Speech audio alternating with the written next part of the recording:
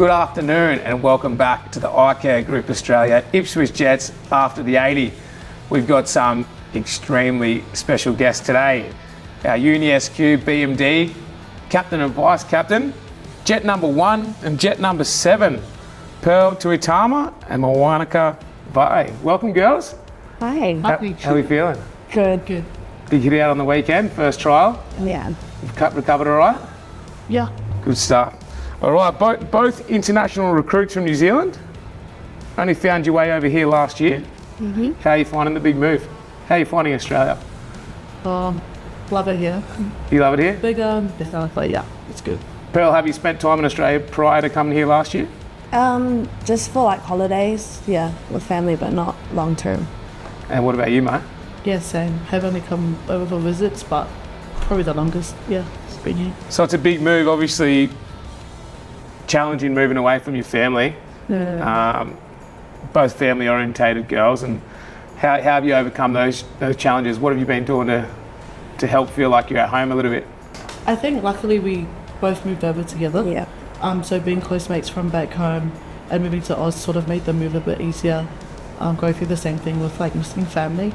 But moving over, we've met some pretty cool people and they've just made it feel like home since we, okay. So you've grown up together over in New Zealand? Yeah. Whereabouts is home in New Zealand? Home is in Auckland. For myself, it's in Central Auckland. Yeah. And mine West Auckland.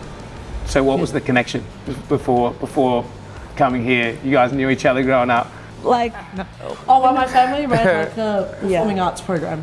Okay. And then Pearl and her family joined, and then like all our uncles and parents, like everyone just played footy and.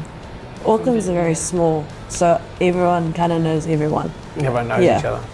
And Mo, how did you start rugby league? Why rugby league? I actually didn't start until I was like 18, so I was like touch and tag, and then my uncle just said you need to go try something with contact sport. So then I just joined league and then liked it ever since. I mean, traditionally it's a very male dominant sport. We're sort of knocking down those walls now, and you know the stigma about it being a male sport, and the female space has taken off massively. Pearl, what was it like for you joining in rugby league, a predominantly male sport, as a female, and how did you find your way to rugby league? How I found my way to rugby league is I was quite similar to I was playing tag, and it was just social. And then the coach for my tag team was also the coach for the rugby league team and told me to come over, have a go, and I ended up enjoying it and then just stuck with it ever since. Good. And I mean, you girls have only been here for 12 months, or just over 12 months, straight into the captaincy roles as the captain and vice captain. I mean, you must have made some sort of impression to take them on straight away. What's your, I guess for you, Pearl, what's your leadership style? What's your strengths in leadership, do you think? I'd like to say, like, what I would respect in a leader is someone who can lead with their actions and not only their words. So I'd like to try and portray that as much as I can into my own leadership style. Mo, can you give us a little bit of a rating on how she's going with those actions and words? Yeah, she leads well, and exactly what she said with her actions, especially being within her position within the team as well. Probably the workhorse on the field, doing the work that no one really wants to do, the extra effort. So yeah, we can only back it once we see it. But yeah, it's been good.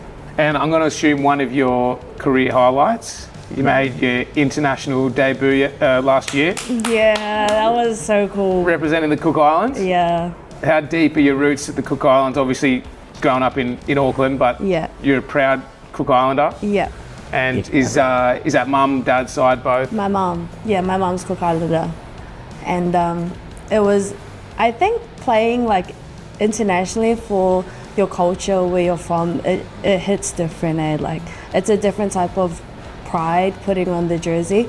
And it was such a great experience. The camp, the coaching staff, everything was so good. What a great experience. And what's on the horizon? Is there more international games this year? Is that a goal of yours to represent your country again, even for you too, Mo?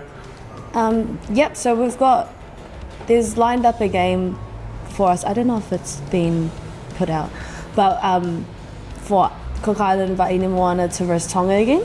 That's who we versed last year in PNG. And the game's lined up to be played in Sydney in October. So you've travelled across a ditch, as the Aussies like to call it, Yeah. and you've landed here at the Jets. Mo, how have you found your time at the Jets so far?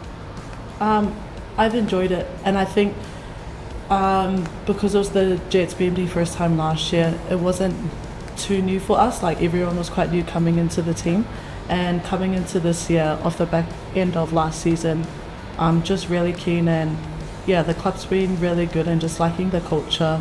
And can you give us a bit of a prediction on what the season looks like ahead? I know we've gotten through pre-season now. We just had our first trial of the BMD girls on the weekend, which we'll touch on shortly. But how are you feeling about the season ahead?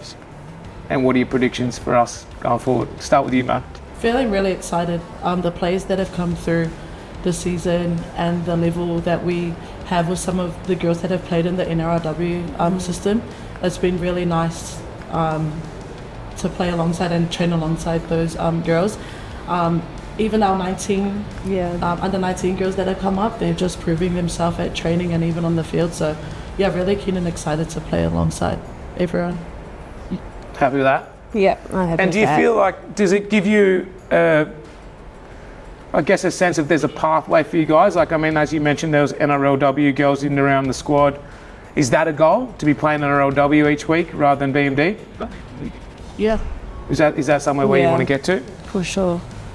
And you've played in the halves, Mo, for the Jets last season. Are there any players maybe in the NRLW that you like to model your game off? I'm a big fan of Tara Nakin. I think she has just such a great running game. She's really quick, and she's tough. Wow, yeah, her kicking game is amazing, and yeah, they're two players that I like to watch when they play. Yeah. Pearl, spent a lot of time at dummy half last year. Yeah. Is anyone in the NRLW that you like to model your game off? At the moment, I'm really liking Jada Ferguson, how she plays.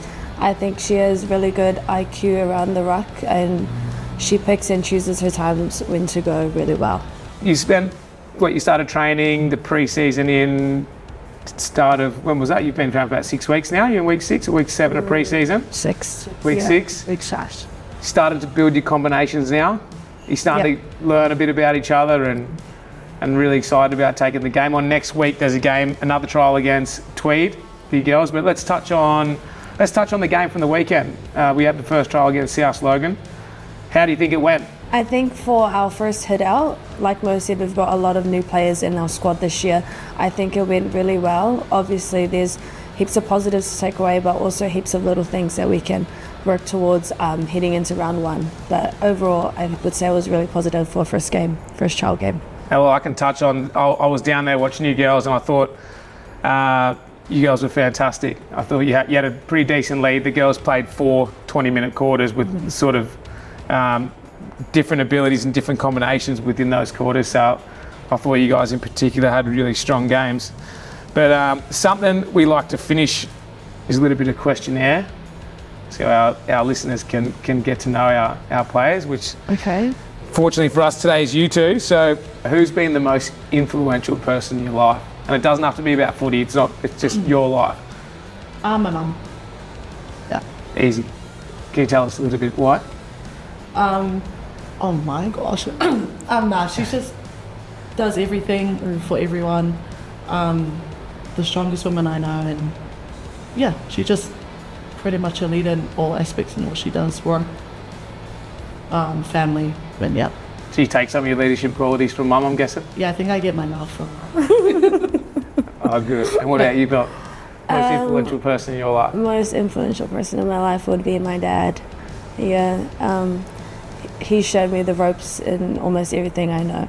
And like Mo with her mum, I aspire to be somewhat of a person like him. Okay, so far in your very young rugby league careers, what's your biggest highlight? What's your most memorable moment from rugby league so far? I think it was 2018.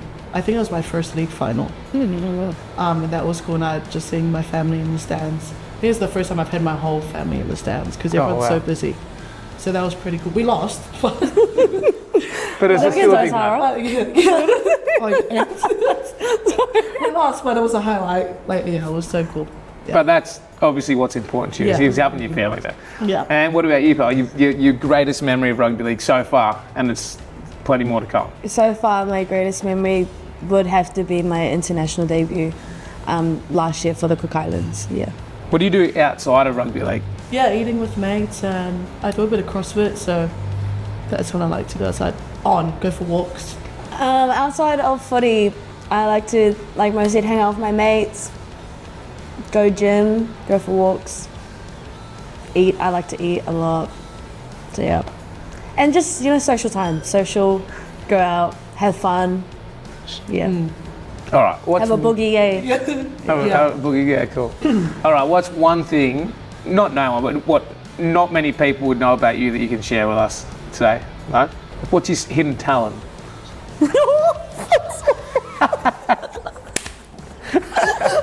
Like singing. You want to give us something? No. What's your be favourite song? honest, just say- What's your favourite song? go. All right. You can We walk into karaoke bar, Oh no. and Mo's up, but you've got to pick your own song. What are you picking? Which song? Maybe Next to You by Chris Brown. I was gonna say Dance for You. Oh, yeah, Beyonce, Dance. you Oh, like yeah. that song? Okay. You like that song? All right, Val. What's something that not many people would know about you? I'm an open book, okay. You got to have something for us. All right. What's your song then? You're walking into the karaoke bar. You got one last song to pick, and it's on you. You got to choose your own. My by Johnny. Is it Johnny Gill? Is that it? Do you know that song? No, give us a little bit. No, of I can't. Not. No, you might- My. Yeah, give us a bit so we know what it is. I don't know what it is, Nick. You know what No, it you is? not heard it. No, well, give it. You tell us what it is. I'll give you a quick. Let's go. You know what song it is, eh? Yeah. Yeah. All right. If you could have one superpower, what would it be, mate? To fly. That's a good one. That's a good one. I think my one. Yeah. A superpower would be to take back time. Take back time. And what would you do with it? Spend time with loved ones that's passed. Well, Mo, thanks for coming on the After the 80 podcast. Brought to you by the ICAG Group, Australia Ipswich Jets. That was a good laugh. You guys are brilliant. UniSQ BMD girls, outstanding. Probably the best one yet. We're on top of the year. Really? So, yeah. Jet number 1. Jet number 7. That wasn't the first one. We're going to have a bloopers after this, guys. Tune in next week. The girls are going to take on the Tweed Seagulls and so are the Host Plus Cup. So we'll see you next week, guys. Thank you.